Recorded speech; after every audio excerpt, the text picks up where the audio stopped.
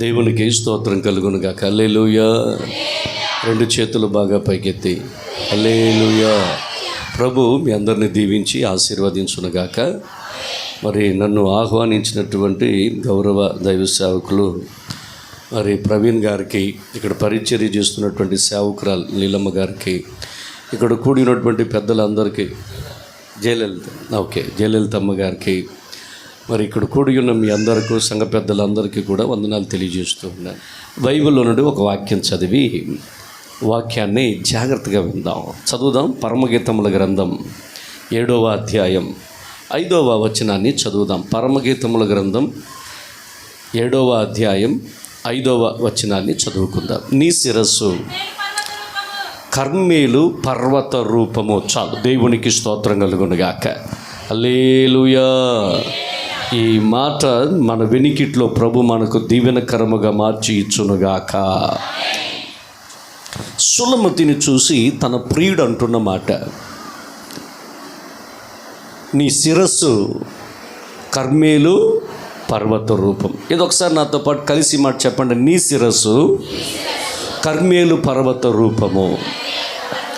తన ప్రియురాలైనటువంటి సులమతిని వర్ణిస్తూ ఉన్నాడు.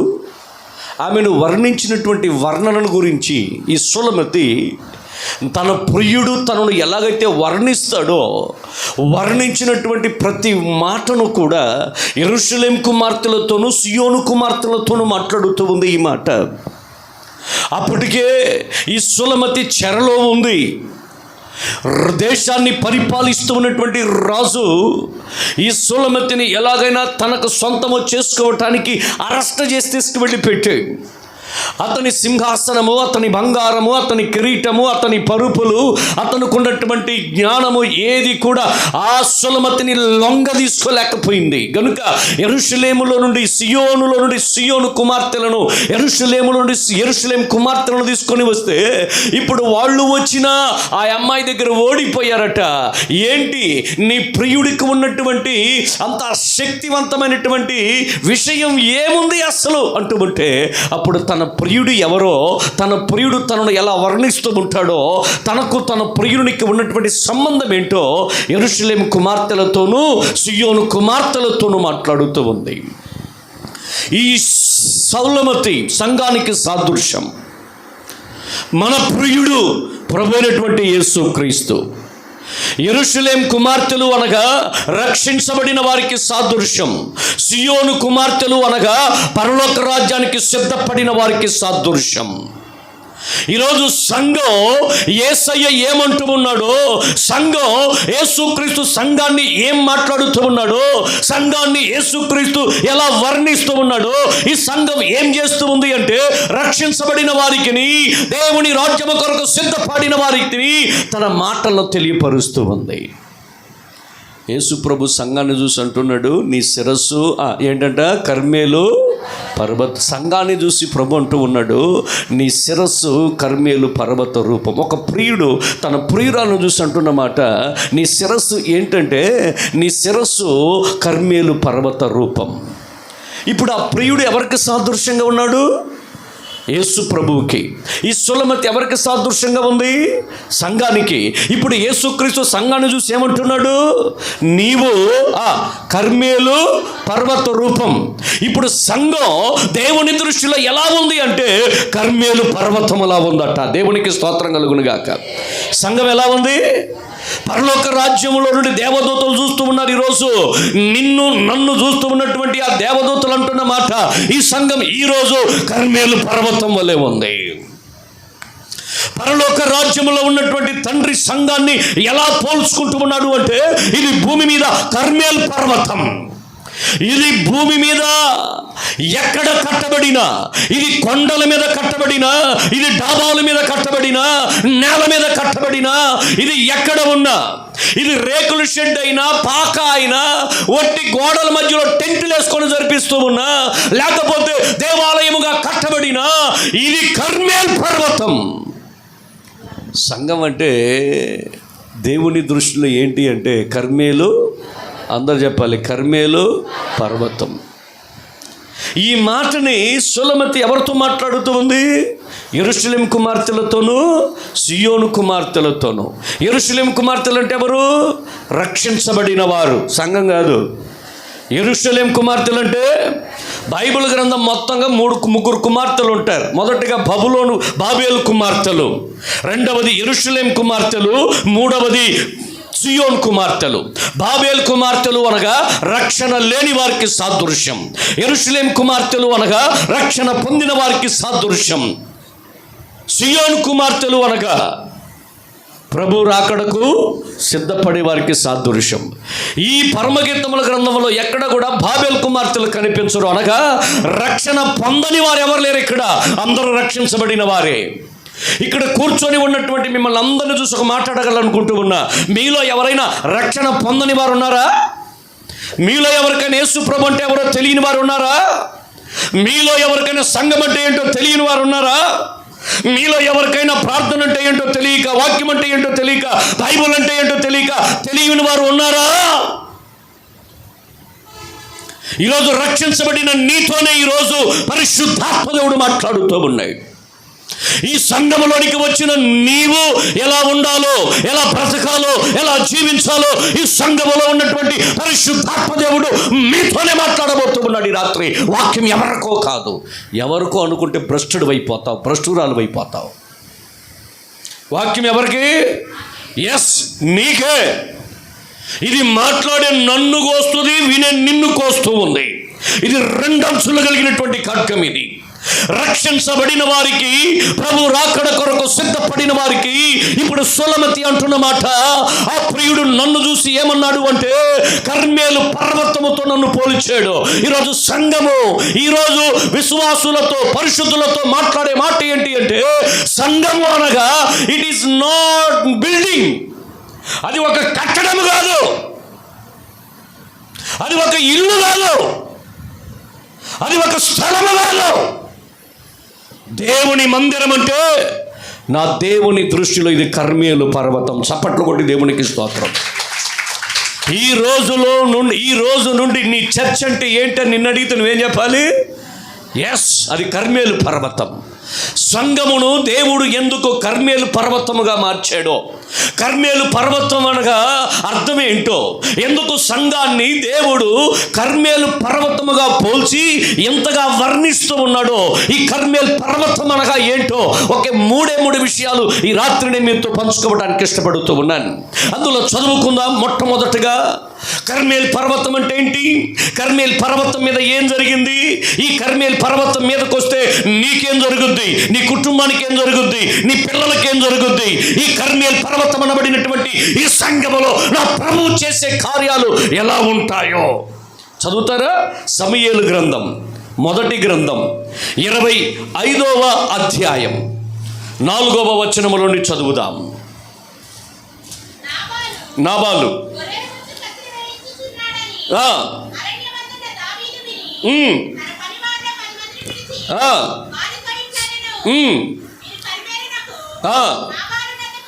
కర్మేలునకు నాబాలు నొద్దకు పోయి నా పేరు చెప్పి 7 వరకు చదువు తల్లి, చదువు.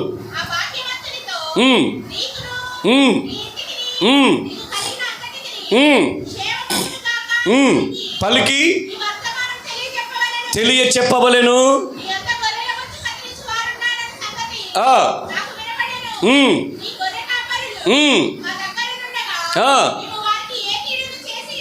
ఏ కీడును చేసి ఉండలేదు. చప్పట్లు కొట్టి దేవునికి స్తోత్రాలు చెప్పండి.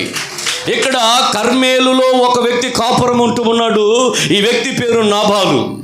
ఇతడు చాలా మొరట వ్యక్తి, చాలా కఠినమైనటువంటి వ్యక్తి, అన్నిటికీ మించి మంచి త్రాగుబోతు. భార్య బుద్ధి కలిగింది, గుణవంతురాలు, అందగత్తి, చాలా జ్ఞానముతో కూడి చాలా సమాధానముగా మెతక. She was innocent. కానీ ఇతని అలా కాదు, చాలా మొరటోడు, కోపిష్టోడు. ఈ కోపిష్టోడు ఏం చేసేవాడంటే సంవత్సరానికి ఒక్కసారి తన దగ్గర ఉన్నటువంటి గొర్రెలన్నిటిని కూడా కర్మేలు పర్వతం మీదగా తీసుకెళ్ళేవాడట. అలా కర్మేలు పర్వతం మీదగా తీసుకువెళ్ళినప్పుడల్లా ఈ దావీదుతో ఉన్నటువంటి మనుషులందరూ కూడా ఈ నాబాలు పని మనుషులకు, గొర్రెలతో పాటు ఉన్నటువంటి జంతువులన్నిటికీ కూడా వారు ఆ రోజుల్లో కావలి కాశారట. అందుకని దావీదు భక్తుడు ఇప్పుడు ఒక వర్తమానాన్ని పంపిస్తూ ఉన్నాడు. నాబాల్, ఇదిగో దావీదు పంపించాడు మనిషిని, భోజనం కావాలట, భోజనాన్ని సిద్ధపరిచి పంపు అన్నారు. దావీదు ఎవడరా, మీరెవర్రా, పొండ్రా అన్నాడు. మొరటోడు, చాలా మొరటోడు. వెళ్ళిపో అన్నాడు. ఇప్పుడు దావీదు చెప్పుతున్నటువంటి మాట, మీరు మీ గొర్రెలు అక్కడ కర్మేలు పర్వతం మీద ఉన్నప్పుడు మేము వాటిని చక్కగా చూసుకున్నాం. మేము అక్కడ ఉన్నందువల్ల మీకు కలిగింది ఏది కూడా పోలేదు. దేవునికి స్తోత్రం కలుగును గాక. కర్మేలులో గొర్రెలను ఎందుకు తీసుకొస్తారు? ఈ కర్మేలు పర్వతం మీదకి గొర్రెలు ఎందుకు వస్తూ ఉన్నాయి? ఒక్కసారి ఇక్కడ పరిశీలన చేస్తే ఇక్కడ ఉన్నటువంటి మాట ప్రకారం ఈ గొర్రెలను బొచ్చు కత్తిరించడానికి తీసుకొస్తారంట. ఎక్కడికి? కర్మేలు పర్వతం మీదకి. కర్మేలు పర్వతం మీదకి సంవత్సరానికి ఒక్కసారి ఎక్కుతాయి గొర్రెలు. అవి ఎక్కేటప్పుడు చాలా బరువుతో ఉంటాయి, అవి ఎక్కేటప్పుడు చాలా బలముతో ఉంటాయి. ఈ కర్మేలు పర్వతం మీదకి వస్తూ ఉన్నటువంటి గొర్రెలు నడవలేక, అటు ఇటు కదలలేక, పరిగెత్తలేక అవి చాలా ఒళ్ళు బొరువెక్కిపోయి ఆ కొండల మీదకి ఎక్కుతాయట. ఎందుకంటే వీటికి కొవ్వు వల్ల బరువెక్కిపోయింది కాదు, ఇది కండల వల్ల బరువెక్కిపోయింది కాదు, ఇది రోగాల వల్ల బరువెక్కిపోయింది కాదు, ఇది తీసుకున్నటువంటి మెడిసిన్స్ వల్ల బరువెక్కిపోయింది కాదు, ఇది బాగా ఎక్సర్సైజ్ చేసి 6 ప్యాక్స్ 8 ప్యాక్స్ చేసి బరువెక్కిపోయినవి కాదు ఇవి. వీటికి ఏం పెరిగిపోయినట? బాగా బొత్సు ఎక్కువైపోయింది. ఇప్పుడు ఏం చేయాలట? కర్మేలు పర్వతం మీదకి వీటిని తీసుకొచ్చిన తర్వాత ఆ కర్మేలు పర్వతం మీద ఏదేదైతే వీటి శరీరంలో బరువుగా అనిపించిందో, ఏదేదైతే ఇవి శరీరంలో మరి ఎక్కువగా కనిపించాయో వాటన్నిటినీ అక్కడ నాబాలుతో ఉన్న వాళ్ళందరూ ఏం చేస్తారండి? అందరు చెప్పండి, ఏం చేస్తారు? కత్తిరిస్తారు. అరే బాగా పెరిగిపోయింది కానీ పోయి ముందు కత్తిరించుకుంటారా పో, నాకు ఏం పెరిగిందిలే మమ్మీ కాస్త ఆగు అంటాడు. మీ డాడీకి చెప్తా, చంపేస్తాడు, ముందు బరా. అవునా కదా? ఈ మధ్య మా ఆవిడ చెప్పింది, నా కొడుకు లేదు, ఆఖరికి మాస్టర్లు నన్ను పిలిచి అంటున్నారు, ఏమండి మీ అబ్బాయి చెప్పొచ్చుగా, చూడు ఇంటికి ఎట్టున్నాయో. ఆడు బాగా చదువుతాడు, మంచి ర్యాంక్ తెస్తాడు, కానీ జుట్టు మాత్రం కత్తిరించుకోడు. ఈ ఫ్యాషన్. ఈ మధ్య ఒకడు బాగా ఫంగు పెట్టుకొని వచ్చాడు పాటలు పాడటానికి. పాటలంతా అయిపోయిన తర్వాత అడిగాడు, నీకు ఫంగు సూపర్గా ఉందన్న, ఏమంటాడో చూద్దామని అడిగితే ధోని ఫ్యాన్ అన్న నేను అన్నాడు. నువ్వు ఇక్కడ పాటలు పాడకూడదురా, ఎక్కడికి వెళ్ళి పాటలు పాడాలా? IPL స్టేడియంకి వెళ్ళి పాటలు పాడాలి. నువ్వు ఇక్కడ ఉండాల్సినాడు కాదు. ఒకటి దగ్గరలో ఉండి హైదరాబాద్ కన్నా వెళ్ళు, లేదు పక్కన ఉన్న మద్రాసుకైనా వెళ్ళు, చిన్నస్వామి స్టేడియానికన్నా వెళ్ళు, చేపాకం స్టేడియానికన్నా వెళ్ళు, అక్కడ పాటలు పాడుకోపో అన్న. ఫంకులు పెట్టేది ఎవరంట? చెప్పరా? మేము పెట్టమన్నామా? గడ్డాలు ఎడదాకా పెట్టమన్నామా? పులిని చూసి ఏం చేసిందట నక్క? బాధ ఎవరికి? వాస పెట్టుకున్నది అనుకో, గాయం ఎవరికి? నొప్పి ఎవరికి? బాధ ఎవరికి? బుద్ధి లేని నక్కలు కొన్ని ఉంటాయి.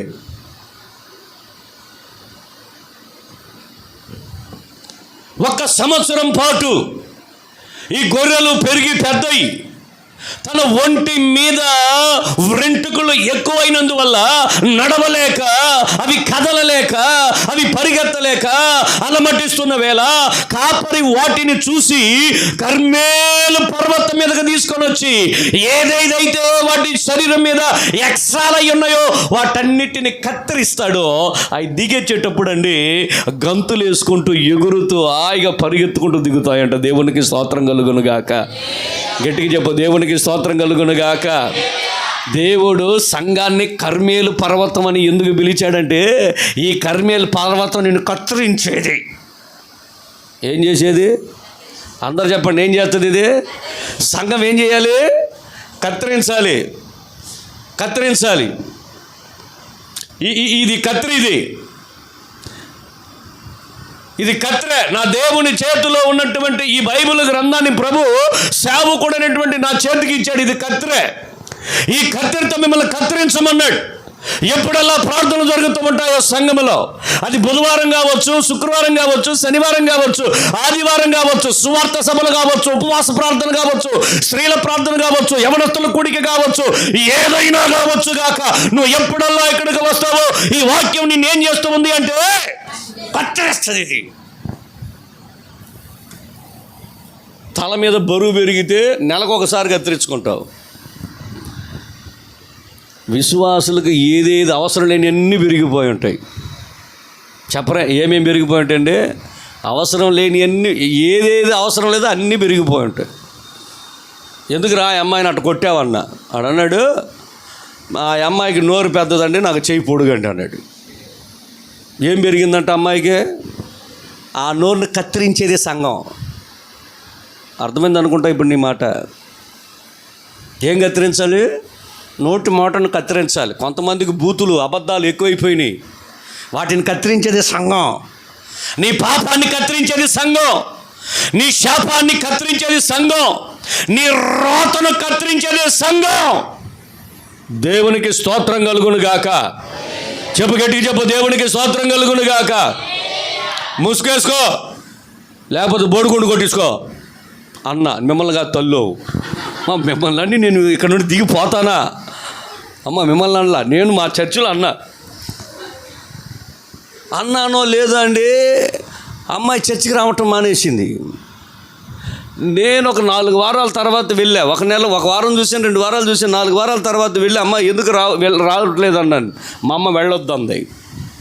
ఆమెను పిలిచి అడిగా, ఎందుకమ్మా మీ అమ్మాయిని చర్చికి వెళ్ళొద్దు అంటావన్నా అంటే, వాళ్ళ అమ్మ అన్నమాట, మా అమ్మాయి బ్యూటీ పార్లర్కి ఎప్పుడైతే వెళ్తుందో ఆ రోజే నువ్వు వెంట్రుకల గురించి, జుట్టు గురించి మాట్లాడుతున్నావు. మా అమ్మాయి బ్యూటీ పార్లర్కి వెళ్ళే సంగతి అసలు నీకు ఎవరు చెప్తున్నారో మాకు చెప్పు.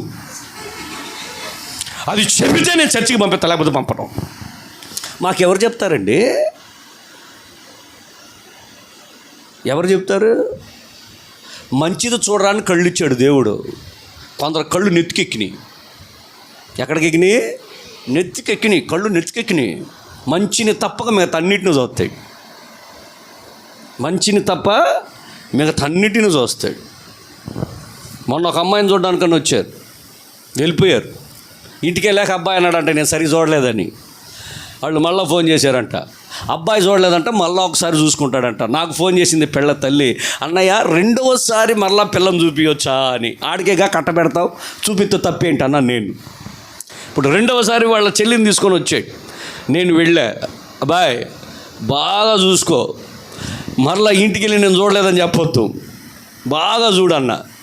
ఈడంటాడు, నేను మనసులో మాట చెప్పాను కానీ ఒకవేళ అమ్మాయి కూడా మనసులో అదే ఉంటే ఎట్లా అన్నాడు. అంత అయిపోయిన తర్వాత ఆ అమ్మాయి అంటుంది, నేను కూడా అందాం అనుకున్నాను పాస్టర్ గారు, సరిగ్గా చూడలేదని.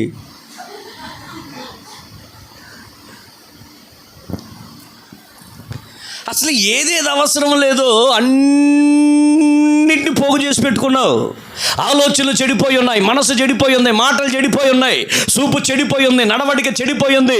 జీవితంలో ఎవరితో సహవాసం చేయకూడదో వాళ్ళతోనే సహవాసం చేస్తున్నావు. సెల్ ఫోన్లో ఎంతమందితో కమ్యూనికేషన్లో, ఎంతమందితో చాటింగ్ చేస్తూ ఉన్నావో వాటన్నిటిని కత్తిరించేది సంఘం.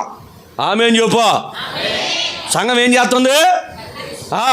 ఆ బార్బర్ తల మీద ఉన్నటువంటి ఈ ఎంటుకలు మాత్రం కత్తిరిస్తాడు. ఇది అట్ట కాదు, నీ అంతరంగంలో ఉందే ఆ పాపాన్ని కత్తిరించేది సంఘం. నీ రోతను కత్తిరించేది సంఘం. నీ పాడు బుద్ధిని కత్తిరించేది సంఘం. బైబిల్ అంటుందండి, ఏ కుల మత భేదము లేదు, అందరికి ఆయన దేవుడు. దేవునికి స్తోత్రం కలుగును గాక.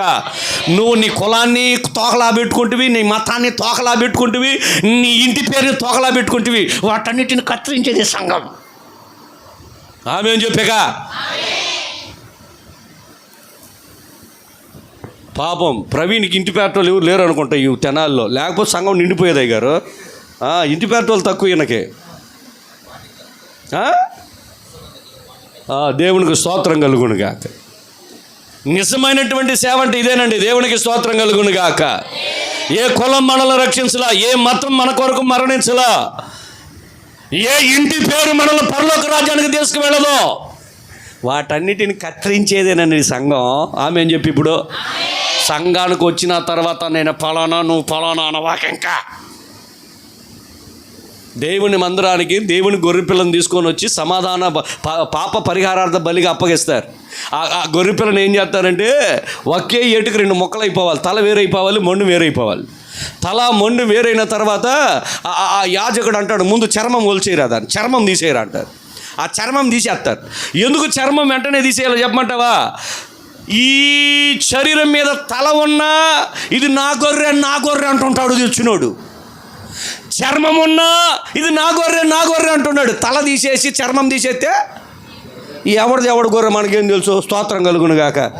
ఇప్పుడు నేను చూసి అడుగుతా, మీరు అందరూ క్రైస్తవులేనా? తలకాయలు దిగిలిన క్రైస్తవులేనా? చర్మం ఊడిన క్రైస్తవులేనా మీరంతా? ఆ చర్మాన్ని ఓడదీయడానికి తలలు నరికేసే సంఘమే ఇది. దేవునికి స్తోత్రం కలుగును గాక. నువ్వు ఇక్కడికి వచ్చిన తర్వాత కూడా నేను ఫలానా, నేను అది, నువ్వు ఇది అనుకుంటుంటే ఇంకట్ట. ఒక తమ్ముడు 1,40,000 పెట్టి కేజీఎఫ్లో మీటింగ్ పెట్టాడు. ఆయన సింగర్. అప్పుడు ఇంకా కోపిస్తాడు, నేను ఇంకా బాగా కోపిస్తాడు. నేనేమన్నానంటే, అయ్యా డబ్బులు నీయే, కానీ 6 గంటలకల్లా నువ్వు వస్తేనే నీకు పాట ఇప్పిస్తా, స్పెషల్ సింగర్, లేకపోతే ఇప్పినన్నా. మొదటి రోజు 7 గంటలకు వచ్చాడు, పాటలు లేవు. రెండో రోజు 8 గంటలకు వచ్చాడు, పాటలు లేవు. మూడో రోజు 6 గంటల 15 నిమిషాలకు వచ్చాడు, పాటలు ఇవ్వను నేను. 6 గంటలకు వస్తేనేస్తా. మీలాగా మేము వచ్చేదాకా పాటలు పాడించే క్యారెక్టర్ కాదు నాది. ఈయనకేం చేశాడు తెలుసా? ఇంకొక ఆయన ఉంటారుగా, అగిపొల పెట్టేవాళ్ళు ఉంటారుగా, ఏంద్రా జేమ్సా డబ్బులు మొత్తం నీ అయితే నీకు ఒక పాట ఇవ్వలేదు ఆయన, అందుకని అంటారా నువ్వు డబ్బులు ఖర్చు పెట్టింది అన్నాడు ఆయన. ఈయన పాస్టర్ గారు నేను ఒక మాట అడగొచ్చా అని అడిగాడు. అడుగన్నా, అడుగు, ఏమడుగుతావు అడుగు. డబ్బులు నావైతే ఒక పాట అయినా ఇవ్వచ్చుగా అన్నాడు. డబ్బులు నీయే, నేనేమన్నా 6 గంటలకంతా రమ్మన్నాను వచ్చావా అన్నా. మొత్తం నాదైతే మరి నువ్వు ఏం చేస్తావు? ఒకే మాట చెప్పా, ఫరోకి దేవుడు మోషే. ఆమెను చెప్పు. ఫరోకి దేవుడు ఎవరు? మోషే. ఐగుప్తులందరికీ ఫరో దేవుడైతే ఇప్పుడు ఫరోకు దేవుడుగా ఎవరు నుంచాడు? మోషే నుంచాడు. ఇక్కడ దేవుడు నేనేరా, సేవకుడిని నేనే, నువ్వు కాదు. ఈ చర్చిలో డాక్టర్లు ఉండొచ్చు, ఇంజనీర్లు ఉండొచ్చు, సీఎంలు ఉండొచ్చు, పిఎంలు ఉండొచ్చు. వాళ్ళందరూ ఎవరికి తర్వాత అంటే సేవకునికి తర్వాత. వాళ్ళ తోకలన్నింటి కత్తిరించే స్థలమే సంఘం. ఆమెను చెప్పు. సంఘములోకి వచ్చి కూడా ఇంక నువ్వు కత్తిరించబడలేదు అంటే, రోడ్లు అమ్మటో చూడండి, ఆ సెంటర్లో చెట్లు ఉంటాయి, అవి ఎలా పడితే అలా పెరిగిపోతూ ఉంటాయి. ఆ తోటమాలి ఏం చేస్తాడండి? కత్తిరిస్తాయి. పార్కులలో చూడండి ఏం చేస్తాడండి? కత్తిరిస్తాయి. ఎంత కత్తిరిస్తే అంత పెరుగుద్ది చెట్టు. ఆమేన్ చెప్పు. నువ్వు ఆత్మీయంగా పెరగాలి అంటే, విశ్వాసంలో పెరగాలి అంటే, వాక్యపు అనుభవంలో పెరగాలి అంటే, నిన్ను ఈ వాక్యము చేత సేవకుడు కత్తిరించాలి, కత్తిరి పడాలి. అలా కత్తిరి పడి ఎవరినైతే సేవకుడు కత్తిరిస్తూ ఉంటాడో వాళ్ళు ఆత్మీయంగా ఎదుగుతూ ఉంటారట. కత్తిరించంగా చెట్టు ఏమవుతుంది? పెరుగుతూ ఉంటుంది. రెండవది, కత్తిరించిన తర్వాత ఆ చెట్టు చాలా అందంగా కనిపిస్తుంది. ఈ రాత్రి దేవుడు నీలో నుండి ఏది కత్తిరించుకోమంటున్నాడో కత్తిరిని పెట్టుకో. నీ మాటే కావచ్చు, చూపే కావచ్చు, ప్రవర్తనే కావచ్చు, కోపమే కావచ్చు, ఈర్ష్యే కావచ్చు, పగే కావచ్చు, ఏదైనా కావచ్చు కాక, ఈ రాత్రి దేవుడు నిన్ను ఏదైతే కత్తిరించుకోమంటున్నాడో కత్తిరించేసుకో. ఎందుకంటే క్రొత్త నిబంధన గ్రంథంలో యేసు ప్రభు అన్న మాట, 2 కళ్ళు కలిగిన వాడు 2 కళ్ళతో నరకములోనికి వెళ్ళటం కంటే ఒక కన్నుని పీకేసుకో. 2 చేతులతో నరకంలోనికి వెళ్ళటం కంటే ఏ చెయ్యి అయితే నీకు అభ్యంతరంగా ఉందో దాన్ని ఏం చెయ్యి? నరికి పడేసుకో. ఏదైతే అభ్యంతరంగా ఉందో ఈ రాత్రి, నీ విశ్వాసానికి అభ్యంతరంగా, నీ భక్తికి అభ్యంతరంగా, నీ ప్రార్థనకు అభ్యంతరంగా, నీ వాక్యపు అనుభవానికి అభ్యంతరంగా, సంఘ ఆరాధనకు రాకుండా ఏదైతే నీకు అభ్యంతరంగా ఉందో ఈరోజు వాటిని కత్తిరించుకో. మీరేం చేస్తున్నారు? ఆరాధన కత్తిరించేస్తారు. 52 ఆదివారాలు అయితే ఎన్ని ఆదివారాలు వచ్చో? అవసరమైతే పాస్టర్ని కట్ చేసేస్తావు. మాకు ఈ పాస్టర్ వద్దు, ముక్కుసూటి పాస్టరేనా? దేవునికి స్తోత్రం కలుగునుగాక. గట్టిగా చెప్పు, దేవునికి స్తోత్రం కలుగునుగాక. మరి మీ పాస్టర్ గారిని ముక్కుసూటి పాస్టర్ అంటే ఇప్పుడు నన్ను సురేష్ గారిని ఏమనాలి? ఇంకా ఈ మధ్య ఒక ఇద్దరు ఆడవాళ్ళు మాట్లాడుకుంటూ ఒక ఆవిడ అన్నదంట, మా పాస్టర్ గారు అటు చెప్తాడు అన్నదంట. మా విశ్వాసాలు అన్నదే ప్రతి ఆదివారం చర్చికి రా, మా పాస్టర్ గారు తిట్లు నువ్వు అప్పుడు ప్రసంగం అంటే ఏం అర్థం అవద్దు అన్నదంట. ఈ మాట మా ఆవిడనేసి వచ్చి అంటుంది, నువ్వు చేసేదంతా ప్రసంగం కాదంట, తిట్లు అంటా అంది. ఈ మాట అన్నది ఎవరు అన్నా? నేను ఈ మాట అన్నది ఎవరు అన్నా? ఆమె పేరు చెప్పింది. నేను వెళ్ళి సరదాగా, అమ్మాయి ఏంది నేను తిడుతున్నానా ప్రసంగం చేస్తున్నానా అన్నా. ఏమయ్య గారు నువ్వు బాగా ప్రసంగం చేస్తావుగా అందే. మరేంది పక్క సంఘస్థుల దగ్గరికి వెళ్ళి నేనే తిడుతున్నానన్నావంట. వాళ్ళు అసలు ఆ కథలు ఈ కథలు చెప్తే ఈ ప్రసంగాలు బాగుండి అంటుకుంటున్నావు, నువ్వు తిట్లేగా ప్రసంగాలు అందా నన్ను కూడా. దేవునికి స్తోత్రం చెప్పండి. మీకు మేమిద్దరం పాస్టర్లం కాకుండా ఉన్నందుకు ఆమె చెప్పు, గట్టిగా చెప్పు. మా ఫ్రెండ్ దగ్గరికి వెళ్ళా, పేరు యోబు. కూర్చొని ఉన్నాం, ఇద్దరం మాట్లాడుతూ ఉన్నాం. ఒక అమ్మాయి ఫోన్ చేసింది, ఫోన్ తీశాడు. ప్రైజ్ లాడ్ అంటే, నీ ప్రైజ్ లాడ్ పక్కన పెట్టు, చెప్పు ఏందో చెప్పు అన్నాడు. అదేందో ఎట్ట మాట్లాడతావన్నా, నువ్వు ఆగు కాస్త ఆగు అని. అమ్మాయి అంటుంది, బాబుకు బర్త్డే మరి ప్రార్థన పెట్టాలంటే ముందు దశంభాగం పంపించి మాట్లాడమ్మాయి పెట్టి ఫోన్ పెట్టండి, పేరు పెట్టేసాడు. అదేంది ప్రార్థన పెట్టమంటే, దశంభాగం ఎవరు కానుకలు ఎవరు వాళ్ళ ఇంట్లో ప్రార్థన మనం ఎందుకు పెట్టాలండి? ఎక్కడికెక్కడికి పంపిస్తుందో గూగుల్ పే ఫోన్పే వాళ్ళు వచ్చి పెట్టుకుంటారులే, మనకెందుకు ప్రార్థనలో అన్నాడు. ఈలోపు వాళ్ళ ఆయన ఫోన్ చేసాడు, అన్నా నేనన్నా ఈసాకు ప్రార్థన చేస్తున్నాను, అమ్మాయి ఫోన్ చేసింది కదా నువ్వు చెప్పురా, నీ కథ చెప్పురా అన్నాడు. కాదన్నా అబ్బాయికి బర్త్డే కదా, మరి చెవులు కుట్టాము, మరి పేరు పెట్టాలా, మరి ప్రార్థన పెట్టంటే ముందు ఆదివారం ఆరాధనలలో 6 నెలలు నువ్వు ముందుకు రారా, తర్వాత బర్త్డే ప్రార్థన పెడదాం. ఈలోపు వాడికి 1.5 సంవత్సరం అయిపోద్ది అంటాడు ఆడు. వాడికి 1.5 అయినా 10.5 సంవత్సరాలైనా నువ్వు ఎన్ని వారాలు రావాలా? 6 వారాలు రా. ఇప్పుడు ఆంధ్రాలో ఉన్న పాస్టర్లు ఏమయ్యారు? వీళ్ళింట్లో ప్రార్థన పెట్టకపోతే వేరే పాస్టర్ను చూసుకుంటారు, వీళ్ళింట్లో ప్రార్థన పెట్టకపోతే వీళ్ళు వేరే సంఘానికి వెళ్ళిపోతారు, భయపడి వస్తున్నారు సేవకులు. అసలు భయపడి రావాల్సిన పనిలే మనం. వీళ్ళ కోసం రాలా సేవకు మనం. ఎవరు పిలిస్తే వచ్చాం?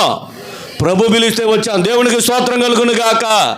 సంఘం అంటే కత్తిరించేది. అందుకనే దేవుడు అంటాడు, నా సంఘము కర్మేలు పర్వతం. దేవునికి స్తోత్రం.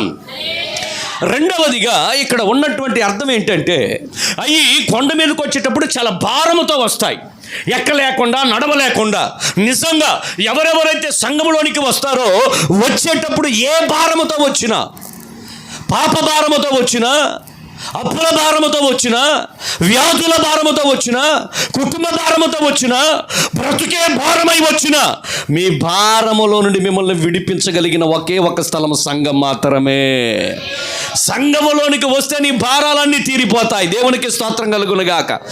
ఏ భారముతో వచ్చినా తీసివేసేవాడు. 18 సంవత్సరాలుగా లేచి నిలవబడలేక భారం ఎక్కువైపోయి గూని వచ్చి నడవలేక నడుచుకుంటూ వస్తుంది. 18 సంవత్సరాలుగా ఒళ్ళే భారం, నడకే భారం, జీవితమే భారం, వంగిపోయింది, నడుమంతా కూడా భారమైపోయింది. దేవుని మందిరానికి వచ్చింది. యేసు ప్రభు ఆమెను చూశాడు. 18 సంవత్సరాలుగా ఈమె మీద ఈ భారాన్ని పెట్టింది. రోగము కాదు, దయ్యం అనుకున్నాడు. 18 సంవత్సరాలుగా పట్టి పీడిస్తూ ఉన్నటువంటి ఆ దురాత్మలను యేసు నామములో పో అన్నాడు. దేవుని మందిరానికి ఏ రోజైతే వచ్చిందో ఆమెకున్నటువంటి భారములో నుండి ఆమె విడిపింపబడి వచ్చేటప్పుడు వంగి నడవలేకుండా వచ్చింది. వెళ్ళేటప్పుడు విడుదలతో గంతులు వేసుకుంటూ వెళుతూ ఉంది. దేవునికి స్తోత్రం. ఈ రాత్రి నువ్వు ఏ భారముతో వచ్చావో, ఏ నొప్పుల భారముతో వచ్చావో, ఏ వ్యాధుల భారముతో వచ్చావో, ఏ అప్పుల భారముతో వచ్చావో, అయ్యో నా కుటుంబ జీవితం నాకు భారం అయిపోయింది, నేను బ్రతికేదే భారంగా ఉంది, అయ్యో నేను కన్న పిల్లలే నాకు భారం అయిపోయింది ఉన్నారు అని ఒకవేళ నువ్వు అంగలార్చుకుంటూ వచ్చావా, ఈ సంఘం నీ భారములో నుండి నిన్ను విడిపించేది. ఈ రాత్రి ఏ భారముతో నువ్వు వచ్చినా, ఎన్నో సంవత్సరాలుగా భర్తను అడుగుతూ ఉంది, నాకు పిల్లలు నీవు. ఆ పిల్లలు లేకపోతే ఎంత భారమో అమ్మాయికి. ఆ భర్త చక్కగా చెప్పేవాడు, అమ్మాయి 10 మంది పిల్లల కంటే నువ్వు నాకు శ్రేష్ఠురాలివి, నేను నీకు శ్రేష్ఠుడిని కదా అంటూ ఉండేవాడు. అందరూ దేవుని మందిరానికి వస్తే తాను కూడా వచ్చింది. ఏడవలేక గట్టిగా ప్రార్థన చేసుకోలేక మూలుగుతూ ఆమె ప్రార్థన చేస్తామంటే పాస్టర్ గారికి కూడా వినిపించట్లేదంట, పెదాలు మాత్రం కదులుతూ ఉన్నాయి. మత్తురాలై ఉందేమో అనుకున్నాడు సేవకుడు. మాట్లాడలేని భారం, మూలుగుతూ ప్రార్థన చేస్తూ ఉంది. ఏడ్చి ఏడ్చి ప్రార్థన చేసింది. ఆ భారం అంతా రోజు దేవుని మొదటి మీద వచ్చేసింది. దేవునికి స్తోత్రం కలుగును గాక. యెహోవా మీద నీ భారమును మోపు, ఆయన నిన్ను విడిపిస్తే. ఈ గొర్రెలు కర్మేలు పర్వతం మీదకి ఎక్కేటప్పుడు భారముతో ఎక్కుతాయి. కర్మేలు పర్వతం నుండి దిగేటప్పుడు భారము లేకుండా అవి చాలా సులువుగా దిగుతాయి. ఎందుకంటే వాటి ఒంటి మీద ఉన్నటువంటి భారం అంతా వాటిని విడిచిపెట్టి వెళ్ళిపోతాయి. ఈ రాత్రి బ్రదర్స్ అండ్ సిస్టర్స్, పరిశుద్ధాత్మ దేవుడు మీతో మాట్లాడుతున్నాడు. ఏ భారముతో నువ్వు ఇక్కడికి వచ్చావో ఆ బాధని కత్తిరించి నిన్నెక్కడుండి సమాధానంగా నా దేవుడు నిన్ను పంపించబోతూ ఉన్నాడో. దేవునికి స్తోత్రం కలుగునుగాక. ఇది ఎప్పుడు జరుగుద్ది అంటే దేవుని మందిరానికి నువ్వు వచ్చినప్పుడు మాత్రమే జరుగుద్ది. నువ్వు ఎప్పుడైతే కర్మేల్ పర్వతం మీదకి వస్తావో అప్పుడు మాత్రమే ఈ అనుభవాన్ని దేవుడు నీకు ఇస్తాడు. చప్పట్లు కొట్టి దేవునికి స్తోత్రాలు చెప్పండి. రెండవదిగా కర్మేల్ పర్వతం అంటే ఏంటో, కర్మేల్ పర్వతం మీద ప్రభు ఏం చేశాడో చెప్తాను. రాజుల గ్రంథం 1వ గ్రంథం 18వ అధ్యాయం 19వ వచనాన్ని 20వ వచనాన్ని చదువుదాం. అయితే ఇప్పుడు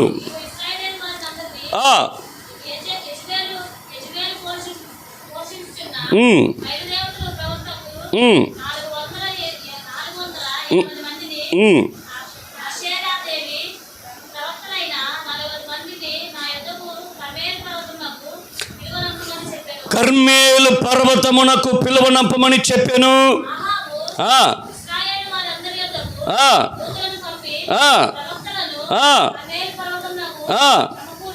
బాగా వినండి.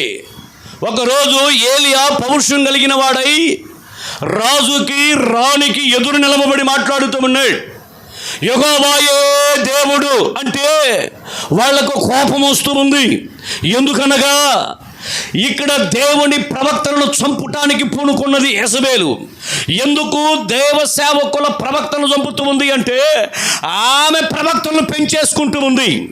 బయలు ప్రవక్తలు అక్కడే ఉన్నారట, ఆమె ప్రవక్తలు అక్కడే ఉన్నారట. బయలు ప్రవక్తలు 450 మంది ఉన్నారు, ఈమె యెజబెలు ప్రవక్తలు 400 మంది ఉన్నారు. బయలు ప్రవక్తల సంఖ్యను పెంచుకోవటానికి, యెజబెలు తన ప్రవక్తల సంఖ్యను పెంచుకోవటానికి ఆ యెహోవా దేవుని ప్రవక్తలు చంపుతా ఉంది. ఏలియా కూడా ప్రవక్తే గనుక ఇప్పుడు పౌరుషం కలిగిన వాడై నిలబడుతూ ఉన్నాడు. ఆహాబుతో యెజబెలుతో మాట్లాడుతున్న మాట, ఆ బయలు ప్రవక్తలను పిలిపించు, యెజబెలు నీ ప్రవక్తలు కూడా పిలిపించు, నేను ఒక్కడినే వస్తా, కర్మేల్ పర్వతం మీదకి వద్దాం, నిజమైన దేవుడు ఎవరో ఆ కర్మేల్ పర్వతం తీర్మానము చెయ్యునుగాక. దేవునికి స్తోత్రం. గట్టిగా చెప్పు, దేవునికి స్తోత్రం. రాజుగారు వచ్చాడు, రాణిగారు వచ్చింది, రాణిగారితో పాటు 850 మంది ప్రవక్తలు వచ్చారు. అందులో 450 మంది బయలు ప్రవక్తలు, 400 మంది యెజబెలు ప్రవక్తలు. 850 మంది ప్రవక్తల మధ్యలో సింగిల్గా ఒకే ఒక దేవుని బిడ్డగా ఏలియా మాత్రమే నిలబడి ఉన్నాడు. మరోవైపు ఇశ్రాయేలీయులందరూ ఏం జరుగుతూ ఉందో చూస్తూ ఉన్నాడు. రాజు అంటాడు, ఏమండి ప్రవక్త గారు, ఇప్పుడు ఏం చేయమంటారు? ఇదిగో బలిపీఠాన్ని కట్టమని చెప్పండి మీ ప్రవక్తల్ని. అలా బలిపీఠాన్ని కట్టి ఆ బలిపీఠం మీద బలి అర్పించి ఏ దేవుణ్ణి అయితే వాళ్ళు పూజిస్తూ ఉన్నారో ఆ దేవుణ్ణి పిలవమని చెప్పు, పిలవమని చెప్పు. ఆకాశముల నుండి ఏ దేవుడైతే అగ్నితో ఈ బలి అర్పణ కాలుస్తాడో ఆ దేవుడే నిజమైనటువంటి దేవుడు. స్తోత్రం కలుగునుగాక. ఉదయం నుండి మధ్యాహ్నం వరకు వాళ్ళు ప్రయత్నాలు చేస్తూ ఉన్నారండి. అంగులారుస్తూ ఉన్నా, కేకలు పెడుతూ ఉన్నా, ప్రార్థన చేస్తూ ఉన్నా, రావట్లా, వాళ్ళ దేవుళ్ళు రావట్లా. కత్తులు ఎత్తుకొని గీక్కోవటం మొదలు పెట్టారు, రాళ్లతో కొట్టుకోవటం మొదలు పెట్టారు, రావట్లా. ఏలియా గారు ప్రక్కని నిలబడి అంటున్న మాట, నిద్రపోతుంటారేమో లేపండి, ఆఫీస్కి వెళ్ళి ఉంటారేమో పిలవండి. మధ్యాహ్నం వరకు వాళ్ళ ఛాన్స్ ఇచ్చాడు, అయిపోయింది. తర్వాత ఇది నా ఛాన్స్ అన్నాడు. ఎస్ ప్రొసీడ్ అన్నారు. వెంటనే ఏలియా వచ్చాడు, వారు కట్టినటువంటి బలిపీఠాన్ని పడగొట్టి మరలా బలిపీఠాన్ని కట్టుకున్నాడు. బలిపీఠము చుట్టూ కాలమును తవ్వాడు, బలి అర్పించాడు. బలిపీఠం మీద కర్రలు పేర్చి కర్రల మీద ఈ బలి అర్పించాడు. ఆ తరువాత బిందెలలో నీళ్లు తీసుకొని వచ్చి బలి మీద కుమ్మరించి ఈ బలి మీద నుండి ఈ నీళ్లు కారి కాలువలన్నింటిని కూడా తడిపివేసిందట. ఆ కర్మేలు పర్వతం అంతా కూడా నీళ్లతో తడిసిపోయింది. ఇప్పుడు అంటూ ఉన్నవాడు ఏలియా, ప్రభువా నువ్వు నిజదేవుడవని, నువ్వు నా పక్షములో ఉన్నావని, నేను నీ చిత్తములోనే సేవ చేస్తూ ఉన్నానని ఈ ప్రజలందరూ తెలుసుకొనున్నట్లుగా అగ్నితో దిగిరా ప్రభువా, అగ్నితో దిగిరా ప్రభువా, అగ్నితో దిగిరా ప్రభువా. ఈ ప్రార్థన చేస్తూ ఉండగానే మన దేవాతి దేవుడు అగ్ని రూపములో బలిపీఠం మీదకు దిగి వచ్చాడు. చప్పట్లు కొట్టి దేవునికి స్తోత్రం. అగ్ని వచ్చి బలిని ఏం చేసింది?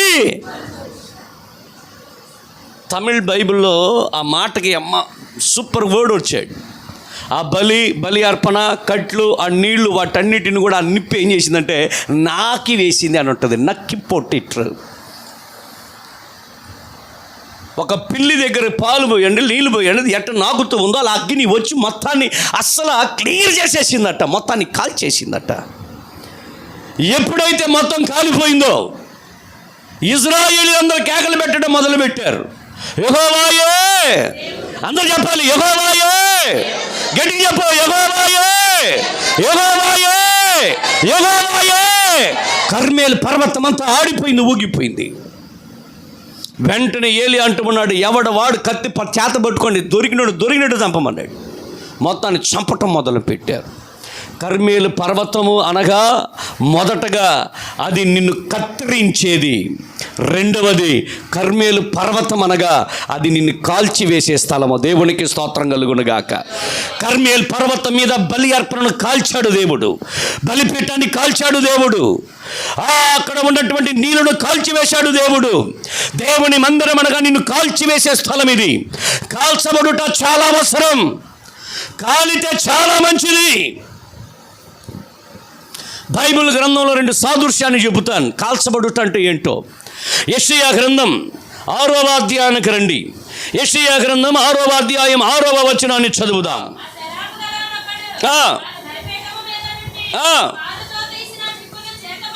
చేతబట్టుకొని నా యొద్దకు ఎగిరి వచ్చి తగిలించి, ఇది నా పెదవులకు తగిలను గనుక నా పాపమునకు ప్రాయశ్చిత్తమాయను. దేవునికి స్తోత్రం. దైవ దర్శనాన్ని చూసినటువంటి ఒక ప్రవక్త, దేవుని గురించి మాట్లాడుతున్నటువంటి ఒక ప్రవక్త, దేవుని చిత్తంలో ఉన్నటువంటి ప్రవక్త. ఈ యెషయా గ్రంథంలో 66 అధ్యాయాలు ఉంటాయి. ఇవి 66 పుస్తకాలకు సాదృశ్యం.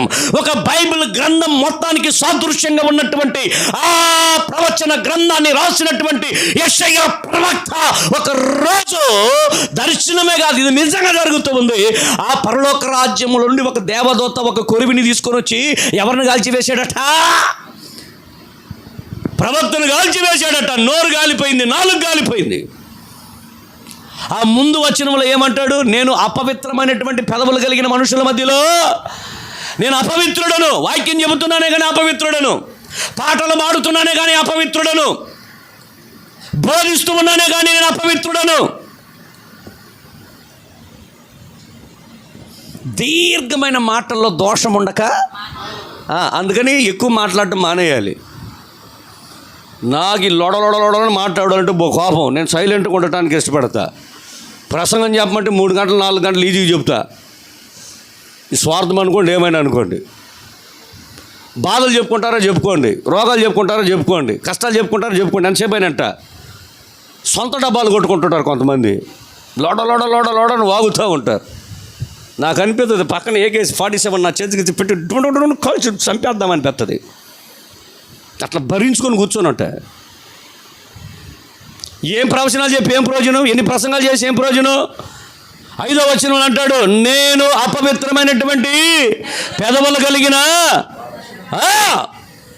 ఈ మాట విన్నటువంటి దేవాతి దేవుడు అతని పెదవుల్ని పరిశుద్ధపరచడానికి, నాలుకను పరిశుద్ధపరచడానికి ఒక దేవదూతను పంపితే ఆ నాలుకని నోటిని కాల్చివేశాడంట. దేవునికి స్తోత్రం కలుగును గాక. ఇక్కడ రాయబడి ఉన్న మాట, ఎప్పుడైతే ఆ దేవదూత వచ్చి నా నాలుకను, నా నోటిని తాకిందో అప్పుడు నా పాపమునకు. ఇప్పుడు పాపం ఎప్పుడు పోయిందట? నోరు గాలేక. ఏం గాలింది? నోరు శుభ్రమైతే అసలు పాపమే ఉండదంట. అంటే ఈరోజు పాపం అంతా ఏ రూపంలో వస్తుంది? మొత్తం నోరేగా, నాలుగుగా. అబద్ధం చెప్పడం వాళ్ళు ఎవరో చేతుల పైకి ఎత్తండి. బూతులు మాట్లాడిన వాళ్ళు ఎవరో చేతుల పైకి ఎత్తండి. సాడీలు చెప్పడం వాళ్ళు ఎవరో చేతుల పైకి ఎత్తండి.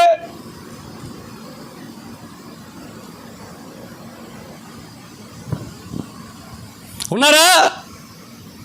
నోరు నోరు నోరు ఎంత ఆడిపోసుకుంటామో.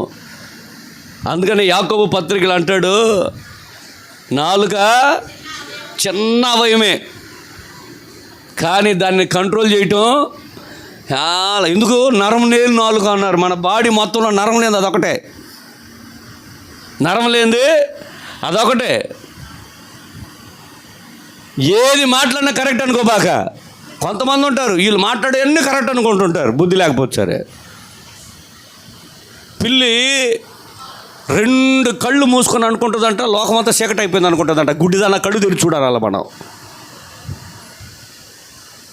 ఈ యూట్యూబ్లో వచ్చినాయి, వాట్సాప్లో వచ్చినాయి, అందరు డాక్టర్లు అయిపోయారు, అందరు ఇంజనీర్లు అయిపోయారు.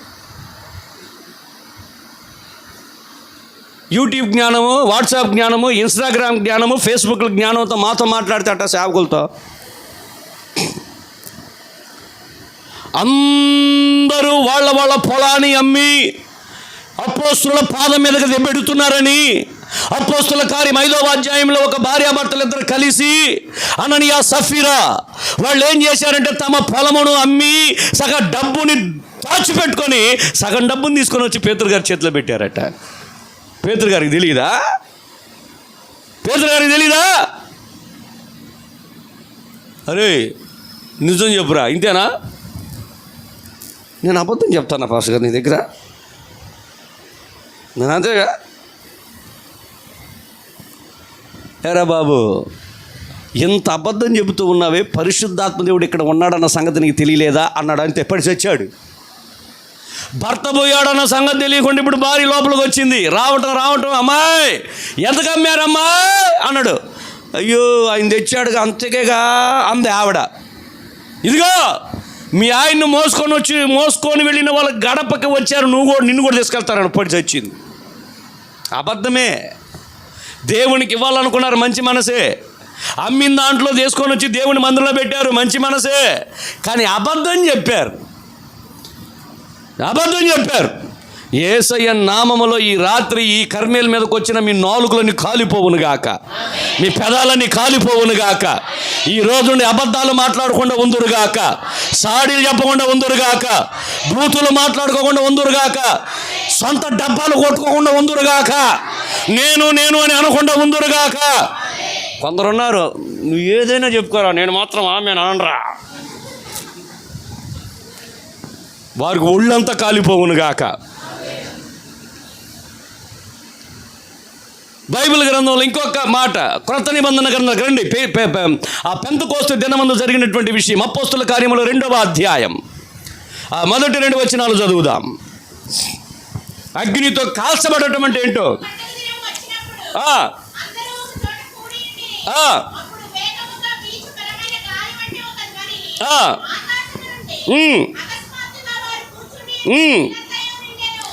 ఒక ధ్వని నిండాను,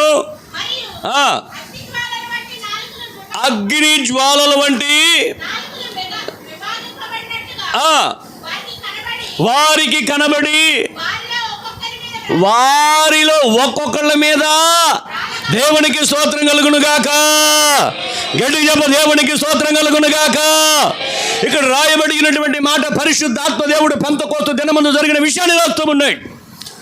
ఇంచుమించు 120 మంది ఆ మేడగది మీద ఉండగా పరిశుద్ధాత్మ దేవుడు వారి మీదకి దిగి వస్తూ ఉన్నాడు. ఎలా? అగ్ని నాలుకల్లా కనిపించాయంట. దేవునికి స్తోత్రం కలుగును గాక. అగ్ని నాలుకలు వచ్చి ఎప్పుడైతే వాళ్ళ నాలుకల మీద కూర్చున్నాయో వెంటనే వీళ్ళు ఏం మాట్లాడడం మొదలుపెట్టారు? భాషలు మాట్లాడడం మొదలుపెట్టారు. అంటే ఈ మాటకు అర్థం, అగ్ని ఎప్పుడైతే నీ మీదకు వస్తూ ఉందో ఆ రోజు అగ్నితో నువ్వు బాప్తిసం పొందుకున్నావు. ఆ రోజు నుండి నువ్వు పరిశుద్ధాత్మతో నింపబడి భాషలతో మాట్లాడి కృపావరములతో నింపబడుతూ ఉన్నావు. దేవునికి స్తోత్రం. ఈ అనుభవం మీలో ఉందా? పాత నిబంధన గ్రంథంలో ఒక ప్రవక్తను అగ్ని కాలిస్తే అతడు పవిత్రుడిగా మార్చబడ్డాడు, పరిశుద్ధుడిగా మార్చబడ్డాడు, పాపాలు పోయాయి.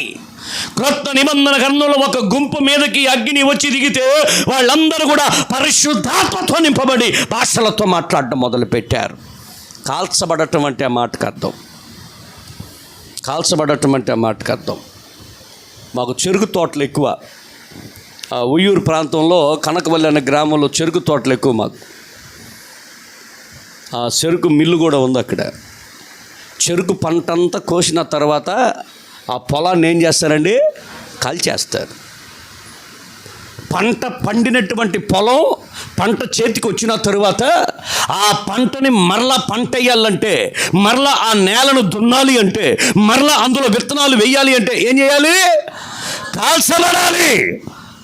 ఆ నేల కాల్చబడకుండా మరలా అది విత్తనాలు విత్తుటకో పంట పండుటకో అది కాల్చబడినటువంటి అనుభవం కావాలి. కాల్చబడినటువంటి అనుభవం. మీకు అందరికి తెలుసు లేదో, పిల్లలకు మోర్చ వస్తుంది. పిల్లలకు మోర్చ వచ్చినప్పుడు ఏం చేస్తారండి? గాజుతో కాలుస్తారు. కొంతమందికి చూడండి, ఈ చేతి నరాన్ని కాలుస్తారు, అదొక నరం. కొంతమందికి ఇక్కడ కాలుస్తారు, ఈ నరం మీద కాలుస్తారు. ఆ నరాన్ని ఎప్పుడైతే కాలుస్తారో ఆ మూర్ఛ ఆగుద్ది. అది కాలకపోతే ఆ మూర్ఛ వచ్చిన వ్యక్తి చచ్చిపోతాడు. ఆడపిల్లైనా మగపిల్లలైనా మూర్ఛ వచ్చినప్పుడు చచ్చిపోతారు. పిల్లలు సావకుండా ఉండటానికి ఏం చేస్తారు? కాలుస్తారు. ఒకరోజు మా నాయన నీళ్ళు ముంచురా అన్నాడు. హే అన్న అంతే. వెంటనే మా ఇంట్లో కత్తులు ఉండేవి, కత్తులు తీసి పొయ్యిలో పెట్టాడు. 2 కత్తులను తీశాడు, ఆ వాతలు పెట్టేసాడు. నా ఒళ్ళంతా వాతలే. మా నాయనకి వాతలు పెట్టడం అంటే ఎంత ఇష్టమో, పెట్టించుకోవడం నాకు ఇష్టం లేదు. కానీ మాట ఎనగా నీళ్ళు ముంచురా అన్నాడు. అన్న అంతే, ఒక వాత. అరే పోయి టమాటా తీసుకురారా అంటుంది మా అమ్మ. అంట, దానికి ఒక వాత. ఈ రోజుల్లో తల్లిదండ్రుల పిల్లల కాలమట్లా కాల్చండి, వాళ్ళని కాల్చండి. అబద్ధాలు మాట్లాడిందా పెదాల మీద కాల్చు. కాలేజీకి వెళ్తాను ఇంకెక్కడికైనా వెళ్ళిందా అసలు అరికాళ్ళ మీద కాల్చు. బాగుపడతారు వాళ్ళు. నేను ఈరోజు బాగుపడ్డానికి గల కారణం ఒళ్ళంతా వాతలే. అందరూ అనేవాళ్ళు, అందరూ ఒళ్ళంతా వాతలు నీకు. మా నాయన అడగండి. ఆయన వాత పెట్టిన రోజు అంతా నన్ను తీసుకెళ్ళి ఐస్ క్రీమ్ తీసేవాడు మా నాయన.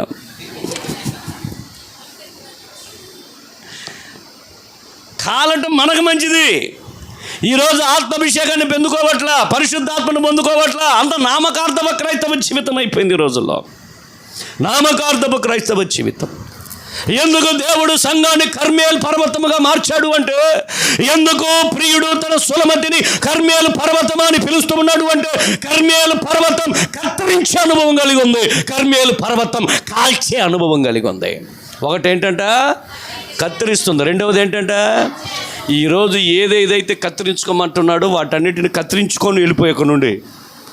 రెండవది ఏదైతే కాల్చుకోమంటాడో వాటన్నిటిని కూడా కాల్ చేసుకొని వెళ్ళు. మూడవది కర్మేల్ అనుభవం అంటే ఏంటో చెప్తాను, చదువుదామా? రాజుల గ్రంథం 2వ గ్రంథం 4వ అధ్యాయం 25వ వచనాన్ని చదువుదాం. ఆమె పోయి కర్మేలు పర్వతమందున్న ఆ దైవ జనుని యొద్దకు వచ్చిన దేవునికి స్తోత్రం. గట్టిగా చెప్పండి, దేవునికి స్తోత్రం. ఇంకోసారి గట్టిగా చెప్ప, దేవునికి స్తోత్రం. సునేమీరాలు ఇక్కడ కనిపిస్తూ ఉంది. ఈమె పేరు లేదు కానీ ఈమె పట్టణానికి ఉన్నటువంటి పేరుని ఈమెకి ఇచ్చారు. ఈమెకు ఉన్నటువంటి పేర్లు 2 ఉంటాయి బైబిల్లో. ఒకటి సునేమీరాలు, రెండవది గనురాలు. ఘనమైన కార్యాలు చేసింది కనుక గనురాలు. రెండవది సునేమి పట్టణంలో ఉంది కనుక సునేమీరాలు. ఏ పట్టణానికి చెందిందో ఆ పట్టణం పేరు పెట్టి సునేమి పట్టణములో గనురాలు అనేటువంటి స్త్రీ అన్నారు. ఈమె ఏం చేసిందో చెప్తాను వినండి. ఎలీషా గారు కర్మేలు పర్వతంలో నివాసం చేసేవాడు. ఈయన కొండ దిగి వచ్చి సేవ చేసి మళ్ళా కొండ ఎక్కాలి. ఈ చుట్టుపక్కల ఉన్నటువంటి ప్రాంతాలన్నింటినీ తిరిగి తిరిగి తిరిగి తిరిగి సేవ చేసేవాడు. ఇప్పట్లో కార్లు వచ్చినాయి, బైకులు వచ్చినాయి, వ్యాన్లు వచ్చినాయి, ఫ్లైట్లు వచ్చినాయి, ట్రైన్లు వచ్చినాయి, బస్సులు వచ్చినాయి. ఆ రోజుల్లో ఏమీ లేవు. ఒకటి గాడిద మీద వెళ్ళాలి, లేదా నడుచుకుంటూ. ఆ పరిచర్య చక్కని పరిచర్య. ఇప్పుడు ఈ రోజుల్లో అటువంటి పరిచర్య ఎవరు చేయట్లా. ఆదివారం అయితే మా పాస్టర్ గారిని నా సైకిల్ మీద కూర్చోబెట్టుకొని ప్రతి ఆదివారం మా పాస్టర్ గారిని నా సైకిల్ మీద కూర్చోబెట్టుకొని ఇంచుమించు ఒక 80-90 కిలోమీటర్ల వరకు తొక్కేవాడిని నేను. 4 సంఘాలు చూడాలి, 4 ఊర్లు అవి. అలా ఆయనను నా సైకిల్ మీద కూర్చోబెట్టుకొని పరిచర్య కొరకు తొక్కాను కనుక ఈరోజు దేవుడు నన్ను సేవకుడుగా నిలవబెట్టాడు. హఠాత్తుగా సేవకుడిని అయిపోలా నేను. వింజమూరు దగ్గర ఒక పాస్టర్ గారు నన్ను సేవకు తీసుకెళ్ళాడు. మంచి యవన కాలంలో ఉన్నాను నేను. అక్కడ దిగి అక్కడ నుండి ఇంకొక ఊరు వెళ్ళాలి. 3 గంటలకు బస్సు దింపేశారు. ఆ రోజుల్లో బస్ స్టాండ్లన్నీ కూడా చక్కగా ఉండేవి కావు. నేను ఆ పాస్టర్ గారు అడిగాను, ఎంత దూరం ఉంటుందండి అన్నాను. ఇక్కడే లేరా పద అని ఆయన పెట్టి నా తల మీదే పెట్టాడు, నా తల మీదే పెట్టాడు. నా బ్యాగ్ నాగే తగిలిచ్చాడు, ఆయన బ్యాగ్ ఆయన నాగే తగిలిచ్చాడు. ఇన్నిటిని తీసుకొని నడవాలి. నడుస్తూ ఉన్నా. ఇంకెంత దూరం అంటే అక్కడే అంటాడు. ఆ లైట్ అది ఎక్కడో ఒక్క చోట కాళ్ళు రాయిలో పడి కొద్దిగా బెసికి పడ్డా. 2 సూట్ కేసులు పడ్డాయి, 2 బ్యాగులు పడ్డాయి. అమ్మాయ పడ్డాను, దేవునికి స్తోత్రం. ఆయన పెట్టి ఆయన తీసుకుంటాడు, ఆయన బ్యాగ్ ఆయన తీసుకుంటాడు అనుకున్నాను నేను. ఆయన ఏం చేశాడు తెలుసా? పైకి లేపి నిలబెట్టి 2 పెట్టెలను పెట్టి 2 బ్యాగులను పెట్టుకొని బెల్ట్ ఉందా అని అడిగాడు. ఉంది అన్న. తీస్తే ప్యాంటు ఓడదుగా అన్నాడు ఆయన. ఓడదులే అన్న. అన్నాడు. తీసా. 2 పెట్టెలను పైన పెట్టి 2 బ్యాగులను పైన పెట్టి ఈ మెడకి బెల్ట్తో కట్టి అయిపోయాడు. ఇప్పుడు పడదపా అన్నాడు ఆయన. అది సేవ అంటే. ఈ రోజుల్లో ఈ సేవగాని చేపిస్తేనా ఈయన ఉండడు, ఆయన ఉండడు, ఇంకెవరు ఉండరు ఇక్కడ. అంత కమర్షియల్ మిషన్ సేవ అయిపోయింది. కమర్షియల్ సేవ. లెగిస్తే కారు ఉందా? పెట్రోల్ ఎవడు కొడతారా నీకు? అంత విశ్వాసుల రక్తమే కదా,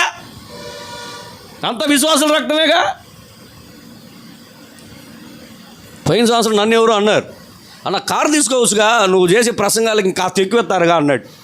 కారు దేవుడు ఇవ్వాలి. నేను తీసుకున్నాను అనుకో, ప్రతి నెల నా డబ్బులన్నీ ఈఎంఐకి పోతాయి. నా డబ్బులు గవర్నమెంట్కి ఇవ్వడానికి ఇవ్వడానికి నాకు ఇష్టం లేదు. 2018లో వడ్డీ చేతులతో వచ్చా 1500తో. అది 2 రోజులు తిన్నాను, అది అయిపించా. దేవుని మహాకృపను పెట్టండి. దేవుడు మంచి సహవాసాన్ని ఇచ్చాడు, మంచి సంఘాలను ఇచ్చాడు. దేవుడు వాడుకుంటూ ఉన్నాడు. ఫ్రీగా ప్రభు స్థలం ఇచ్చాడు, ఫ్రీగా ఇల్లు కట్టించాడు. నా ఇంట్లో ఉన్న అన్ని ఫ్రీగా స్థలం ఇచ్చాడు, ఫ్రీగా చర్చి కట్టించాడు ప్రభు. నేను ఏ రోజు ఎవరి దగ్గరికి వెళ్ళి రూపాయి కూడా అడుక్కోలే. సాక్ష్యం సురేషయ్య గారే. ఈయనకు ఫోన్ చేసి ఎవరికో సంఘానికి రేకులు కావాలని అడిగాను కానీ అయ్యారు నాకు నేను ఎప్పుడైనా అడిగానా? సేవ అంటే అది కమర్షియల్ సేవ, అంతా కమర్షియల్ సేవ. ఈ మధ్య ఒక ఆయన అన్నాడు, అన్నా గూగుల్ పేనా ఫోన్పేనా అన్నాడు. కవర్ కుదురుకు చేతికిచ్చి ప్రార్థన చేయించుకో. గూగుల్ పేలు ఫోన్పేలు కొట్టబాకు. నాకు గూగుల్ పేలు ఫోన్పేలు కొట్టబాకు. ఒక ఆవిడ ఫోన్ చేసింది, అయ్యా నీ పేరుని ఎక్కడ యూట్యూబ్లో వెతికినా రావట్లేదు అయ్యా అన్నది. బైబిల్లో వెతుకు దొరుకుతా. ఆదికాండం 12వ అధ్యాయం నుండి నేనే, అది నా పేరు, వెతుకు అక్కడ దొరుకుతా. అట్ట కాదయ్యా, నేను ఆ స్కాన్ చేసి నీకు డబ్బులు పంపిద్దామన్నా, నాకు పంపి బాగా మీ పాస్టర్ గారికి పంపించుకో, ఆయన ఎత్తుకు. మార్చుకోవాల్సి ఉన్న చాలా విషయాలు ఉన్నాయి. కర్మేలు పర్వతం మీద ఉన్నటువంటి వ్యక్తి ప్రతిరోజు సేవకు కిందకు వచ్చి సేవ చేసేసి మరలా పైకి వెళ్ళాలి. ఆషామాషాగా అలా సేవ చేయటం. అందుకని సునేమి పట్టణంలో ఒక గనుర అనేటువంటి స్త్రీ ఏం చేసిందంటే, అయ్యో ఈయన పరిశుద్ధుడిలాగా ఉన్నాడు, ఈయన వచ్చిపోతూ చాలా కష్టపడుతూ ఉన్నాడు, అందుచేత ఈయనకు బస చేయటానికి మన ఇంటి మీద ఒక ఇల్లు కట్టిస్తే ఎలాగుంటుంది అని ఆలోచించి తన భర్తతో డిస్కషన్ చేసి పైన ఒక గది కట్టించి మంచం వేసి బల్లేసి దీపస్తంభం పెట్టి ఆయనకి కావాల్సిన అన్ని ఏర్పాట్లు చేసి పెట్టింది. ఎలీషా గారు చాలా మొరటివాడు. నేను ఆర్టిస్ట్, బేసికల్గా ఆర్టిస్ట్. నోవా ఎట్లా ఉంటాడో, మోషే ఎట్లా ఉంటాడో హార్ట్లు వేస్తూ ఉంటాను నేను. అందరి బొమ్మలు గీయటం నాకు ఇష్టం, కానీ ఈ ఎలీషా గారి బొమ్మ గీయాలంటే నాకు కష్టం. ఎందుకంటే అతను ముఖం వికారంగా ఉంటుంది, పొట్టివాడు, ఎంటుకలు ఉండవు, చాలా గందరగోళంగా ఉంటుంది అతని ముఖం. ఇప్పుడులో ఉన్న పాస్టర్లు అయితే వెంటనే ప్లాస్టిక్ సర్జరీ చేసుకొని మేకప్ కొట్టుకొని వచ్చి నిలబడతారు. ఇప్పుడైతే ఆయన అసలు ముఖం ఎవరితో చూపించి ముఖాన్ని ఎవరికి కనిపించేలా మాట్లాడేవాడు కాదట. మీరు బైబిల్లో చదవండి. ఆ సునేమి పట్టణస్తురాలు ఇంటిలోనికి వచ్చిన తర్వాత ఎలీషాకి ఆమెకు మధ్యలో ఆ శిష్యుడే మాట్లాడుతూ ఉంటాడు. అబ్బాయి బాగా మన కోసం బాగా కష్టపడింది, కానీ ఆ అమ్మాయికి ఏం కావాలి అడుగు. ఎవరిని అడుగుతాడు? ఆ అమ్మాయితో మాట్లాడతాడా, ఈయనతో మాట్లాడతాడా? గెహాజీతోనే మాట్లాడతాడు. ఎవరు ఆ అమ్మాయి గురించి రాజుతో మాట్లాడాలన్నా, మంత్రులతో మాట్లాడాలన్నా అడుగురా. అవన్నీ ఏమి లేదులే అండి, పిల్లలు లేరు. ఎలీషా గారికి తెలీదు ఆ ఇంట్లో ఏం కోరుతుందో. ఎవరికి తెలుసు చెప్పరే? అసిస్టెంట్ పాస్టర్లకు అన్నీ తెలిసిపోతాయో. అసిస్టెంట్ పాస్టర్లకు తెలుసు ఎవరింట్లో ఏం వంట వండుతుంటారని, మనకు తెలియదు. అసిస్టెంట్ పాస్టర్లు చాలా జాగ్రత్తగా ఉండాలి. ఇక్కడ అసిస్టెంట్లు ఉంటే మిమ్మల్ని గురించి అంటున్నాను అనుకోబాక, నేను అందరూ అసిస్టెంట్ పాస్టర్లు అంటుండా. స్తోత్రం కలుగును గాక. అసిస్టెంట్ లాగా ఉండాలా. బాగా వినండి. ఎలీషా గారు అడిగిన తర్వాత ఈయన వెళ్ళి అమ్మ ఏం కావాలో అడగలా, టక్కుని చెప్పాడు. పిల్లలు లేరు నాకే అంటే ఈయన ఇంట్లోకి అడుగు పెట్టడం ఇంట్లో కథలంతా తెలుసుకొని ఉన్నాడు ఆయన.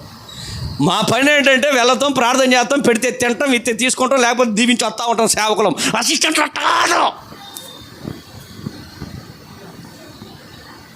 పిల్లలు లేరా? అమ్మాయి లేట్రా ప్రార్థన చేద్దాం. ప్రార్థన చేశాడు. వచ్చే సంవత్సరంలో నీకు పెట్టు పో వచ్చేసాడు.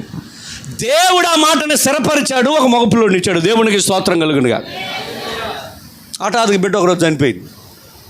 బిడ్డ చనిపోతే భర్త దగ్గరికి వెళ్ళి మనిషిని పంపించి నేను సేవకుని దగ్గరికి వెళ్ళాలంది. బిడ్డను తీసుకెళ్ళి పైన మేడగది మీద బండేసి భర్త అంటాడు, ఇది అమావాస్య కాదే, పౌర్ణమి కాదే, నువ్వు ఎందుకు వెళుతూ ఉన్నావు? పని ఉందిలే అంది. భర్త కూడా చెప్పుకోలా. ఎందుకు భర్తకు చెప్పలేదో చెప్తాను వినండి. బిడ్డ చనిపోయాడన్న సంగతి భర్తకు కానీ చెప్పుంటే ఫర్దర్ ఏం చేయాలో చేయడానికి ముందుకు వచ్చి ఉంటాడు. ఫ్రెండ్స్కి ఫోన్ చేసి ఉంటాడు, మా అబ్బాయి చనిపోయాడు రా, మరి గొంత తవ్వండి రా, పెట్టి రెడీ చేయండి రా, అరే పూలదండలు తీసుకురండి రా, ఎవడెవడికి చెప్పాలో చూడండి రా అని ఉంటాడు. భర్తకు చెప్పుంటే, ఇంట్లో వాళ్ళకి అని చెప్పుంటే ఆ ఇరుగు పొరుగు వాళ్ళందరూ అక్కడికి వచ్చాడు, ముందు కూర్చొని ఓరే లేక పుట్టావు కదరా, అంత లేక నీ ఆయుష్ తీరిపోయిందట్రా. ఒక ముసలితో చేర్చుంటుంది, పెళ్ళి కాకముందే చచ్చావు కదరా. అటుకప్పుడే పుట్టాడు. ఈ ఏడుపులంతా ఏడుతారని అందరూ చెప్పకుండా చిన్నగా పాస్టర్ గారి దగ్గరికి వెళ్ళిపోయింది. ఈ పాస్టర్ గారు ప్రార్థన చేస్తూ అర్థమైపోయింది ఈ గనురానే స్త్రీ వస్తుందన్న సంగతే. ఆయన కిటికీలలో నుండి దావీదులా చూసేవాడు కాదు ఈ సేవకుడు. ఈ గెహాజీని అంటాడు, ఆ అమ్మాయి వస్తుంది పరిగెత్తుకుంటూ వెళ్ళి ఏంటో అడుగు అన్నాడు. పరిగెత్తుకుంటూ వచ్చాడు. ఏంటి అని అడిగితే విషయం చెప్పింది. ఈయన పరిగెత్తుకుంటూ వచ్చి బిడ్డ చనిపోయాడు అంటే ఎలీషా అంటాడు, ఈ కర్రను తీసుకువెళ్ళి ఆ బిడ్డ మీద పెట్టురా అంటాడు. ఈయన కర్రను తీసుకొని వచ్చి అమ్మాయితో అంటాడు, గనురానే స్త్రీతో పద కర్ర ఇచ్చేసాడులే, అయ్యగారు కర్ర ఇచ్చేసాడులే, పద ప్రార్థన చేస్తా. ఇంకా ఆయన అక్కర్లేదు, ఆయన కర్ర నా చేతికి వచ్చేసిందిగా, అధికారం వచ్చేసిందిగా. దేవునికి స్తోత్రం. గట్టిగా చెప్పు, దేవునికి స్తోత్రం. నేను 2004వ సంవత్సరం సంఘం స్టార్ట్ చేసేసి బాగా డెవలప్ అయిపోయింది. అప్పటికి సంఘం అంతా నిండిపోయింది. 2006వ సంవత్సరం నాకు ఒక అసిస్టెంట్ పాస్టర్ని పెట్టుకున్నా. ఒకరోజు పిలిచి కూర్చోబెట్టి అభిషేకం చేశాను సురేషయ్య గారు. వారానికి విజిటింగ్ కార్డులు కొట్టుకున్నాడు. నాకు లేవు విజిటింగ్ కార్డులు.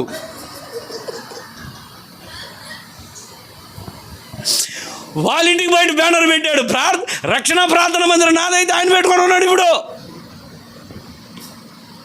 పదాపా ఆయన కర్ర ఇచ్చాడు, పా ఇంకేడో బాక నేను ఉన్నానుగా పా అంటాడు. ఈమె తగలగలి కింద ఎలీషా గారి దగ్గరికి వచ్చి అంటది, జీవము కలిగిన దేవుని తోడు నువ్వు రాకపోతే ఇక్కడ నుండి నేను వెళ్ళను. అమ్మాయి నా అసిస్టెంట్ వస్తాడు, నాకు అసిస్టెంట్ వద్దు, అసిస్టెంట్ వద్దు, నాకు ఏం కనిపెట్టిందో నాకు అయితే అర్థం కావట్లా, నాకు ఆ గెగాజీ వద్దు అన్నదా లేదా? అన్నదే. నాకు కర్ర ఇచ్చాపో, నీ కర్ర నాకు అవసరం లేదయా. నీ కర్ర ఎవడకు కావాలి? సచ్చింది నా కొడుకు. నేనేమైనా అడిగానా బిడ్డనివ్వమని? నాకు పిల్లలు లేరు, ప్రార్థన చేయని ఎప్పుడైనా అడిగానా? నీకు నువ్వు వచ్చావు, నీకు నువ్వు ప్రార్థన చేసావు, నీకు నువ్వు పిల్లల్ని ఇచ్చి చచ్చిపోతే ఇప్పుడు కర్ర పంపిస్తావా? సేవకుడు పంపిస్తావా? ఎవరు అవసరం లేదు, ఏది అవసరం లేదు. నువ్వు వస్తేనే నేను ఎక్కడ బయలుదేరుతా. దేవునికి స్తోత్రం కలుగునుగా. ఎక్కడికి వచ్చి ఉంటుందన్నమాట? కర్మేలు పర్వతం మీదకి వచ్చి ఉంటుందన్నమాట. అసలు ఎలీషా గారు ఆమెను మార్గంలోనే కట్ చేద్దాం అనుకున్నాడు. అసలు కర్మేలు దాకా ఆమెను రానివ్వకూడదు అనుకుంటే ఈమె ఆఖరికి ఎక్కడ దాకా వచ్చిందిరా అంటే కర్మేలు దాకా వచ్చేసింది. దేవునికి స్తోత్రం. ఇంట్లో చనిపోయిన కొడుకును పండేసి ఇంట్లో ఉన్నటువంటి సావును జీవముగా మార్చుకోవటానికి, పరిస్థితిని మార్చుకోవడానికి, సమస్యల నుండి బయటపడడానికి, పోరాటం నుండి బయటపడడానికి, కుటుంబంలో ఉన్నటువంటి ఆ మరణంలో నుండి బిడ్డను బ్రతికించుకోవడానికి డాక్టర్ దగ్గరికి వెళ్ళాలా, మందు మాత్రలు పెట్టుకుంటూ వెళ్ళాలా. ఈ చచ్చిపోయిన వాడిని లేపగలిగిన శక్తి ఇంకెక్కడైనా ఉందా అని ఈ లోకంలో ఇంకెక్కడికి వెతుకుంటూ వెళ్ళాలా. నా బిడ్డను బ్రతికించగలిగిన శక్తి కర్మేలులో మాత్రమే ఉంది. చప్పట్లు కొట్టండి, దేవునికి స్తోత్రాలు. నీ కుటుంబంలో సమస్యలు తీరాలంటే, పోరాటాలు తీరాలి అంటే, నీ కష్టాలు పోవాలి అంటే, అప్పులు తీరిపోవాలంటే, ఇరుకులు ఇబ్బందులు లయమైపోవాలంటే, నీ ఇంట్లో ఉన్నటువంటి మరణము జీవముగా మారాలంటే ఈ కర్మేలు మీదకి వస్తే నీకు అద్భుతం జరుగుద్ది. కర్మేలు మీదకు రాకపోతే అద్భుతం జరగదు. కర్మేలు మీదకు రాకపోతే దేవుడు దిగిరాడు. ఈమె ఎప్పుడైతే కర్మేలు మీదకి వెళ్ళిందో కర్మేల్లో ఉన్నటువంటి సేవకుడు దిగి వచ్చాడు. ఆ బిడ్డ మీద ముమ్మార్లు పనుకొని పైకి లేకపోగాడు తుమ్ముకుంటూ పైకి లేచాడంట. చప్పట్లు కొట్టి దేవునికి స్తోత్రం. ఆ రోజు తన కుటుంబంలో తన బిడ్డను ఎలా కాపాడుకున్నది అంటే, చనిపోయిన బిడ్డను కాపాడుకోవడానికి ఆమె ఎక్కడికి వెళ్ళిందండి? ఎస్, నీ పిల్ల రక్షించబడాలి అంటే, నీ కొడుకు రక్షించబడాలి అంటే, నీ పిల్లలు బాప్తిసం పొందాలి అంటే, నీ పిల్లలు మంచి మార్గంలో నడవాలి అంటే, నీ పిల్లలకు మంచి ఉద్యోగాలు రావాలి అంటే, నీ పిల్లలకు మంచి సంబంధం కలిగి ఉండాలంటే కర్మేలు అనుభవం ఉండాలి. సంఘముతో సాంగత్యం చేయకుండా, సంఘముతో నువ్వు సమాధాన పడకుండా, సంఘ ఆరాధనలకు దూరం అయిపోయి నీ పిల్లల జీవితాన్ని నువ్వు బాగు చేసుకోలేవు. చాలామంది చేడుస్తూ ఉంటారు పిల్లల కొరకు. మా పిల్లల కొరకు ప్రార్థన చేయండి, మా పిల్లల కొరకు ప్రార్థన, నా పిల్లల కొరకు ప్రార్థన చేయండి. మొన్న మంగళగిరిలో పోలీస్ స్టేషన్ దగ్గరికి వెళ్ళాను. ఒక వింతను చూశాను నేను.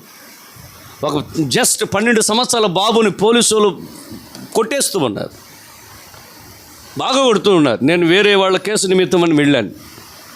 నేను కానిస్టేబుల్ని చూసి అడిగాను, ఏంటంటే అట్లా కొట్టేస్తున్నారంటే, ఆడికి లేని అలవాట్లు లేవండి అన్నాడు. లేని అలవాట్లు లేవా? అట్లా ఏంటంటే అన్నాడు. ఆఖరికి చిన్న చిన్న విషయాల దగ్గర నుండి ఆఖరికి గంజాయి తాగేంతవరకు వచ్చాడంట 12 సంవత్సరాల అబ్బాయి. గంజాయి తాగి వాళ్ళ అక్కని చంపడానికి వెళ్ళాడంట. అందుకని పోలీసు వాళ్ళు తీసుకొచ్చి పెట్టారు. నేను అన్నాను, అమ్మ నాన్న ఉంటే పిలవచ్చుగా, ఎందుకంటే ఇట్లా కొడుతున్నారంటే ఆ పోలీసు ఆయన అన్నాడు, కేసు పెట్టింది వాళ్ళ అమ్మేనంటే. అందో నేను బయటకు వస్తుంటే ఆ అమ్మాయి పరిగెత్తుకుంటూ వచ్చింది. అబ్రామయ్య గారు అంట వచ్చింది, నేను తెలుసు అంట వాళ్ళకి. అబ్రామయ్య గారు అంట వచ్చింది. ఏంటంటే అబ్బాయి కోసం ప్రార్థన చేయండి, కేసు పెట్టింది నువ్వే, ఇప్పుడు ప్రార్థన నువ్వే కూడా కోరుకుంటున్నావా? లేదయ్య గారు, ఆడు కొట్టకపోతే మాటండు, అందుకని కావాలని కేసు పెట్టా, భయం ఉండాలని. అదేదో నువ్వు చిన్న వయసులోనే కొడుతూ తిడుతూ పెంచుంటే ఈ పరిస్థితికి వచ్చేవాడా? మొక్కయి వంగనది అది. పిల్లలు చిన్న వయసులోనే కుర్చీ మీద కాలు వేసుకొని కూర్చునేటప్పుడు 2 లాగులు లాగి కనుగొచ్చరా అనాలా. అప్పుడు అంటారుగా, అంటే ఆడు బాగుపడతాడుగా. మీ పిల్లల భవిష్యత్తు మీ చేతిలో ఇచ్చాడు ప్రభు. మీ పిల్లల జీవితాన్ని దేవుడు మీ చేతిలో పెట్టాడు.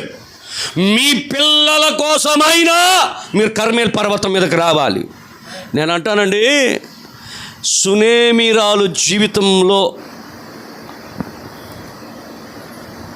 ఎలీషా గారు వాళ్ళ ఇంటికి వచ్చాడే కానీ ఏ రోజు కూడా ఈమె కర్మేల్ పర్వతం మీదకి ఎక్కల.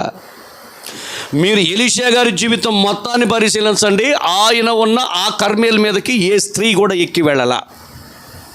కేవలం ఈ గనురాలైనటువంటి స్త్రీ మాత్రమే ఎక్కి వెళ్ళడానికి గల కారణం ఏంటంటే తన కొడుకు బ్రతకాలి, తన ఇంట్లో అద్భుతం జరగాలి, తనకు భర్తకు చెప్పుకోవాలా చచ్చాడన్న సంగతి, తన కుటుంబీకులు చెప్పుకోవాలా చనిపోయిన సంగతి, సేవకునికి చెప్పుకుంటూ ఉంది, కర్మేలలో చెప్పుకుంటూ ఉంది బాధని.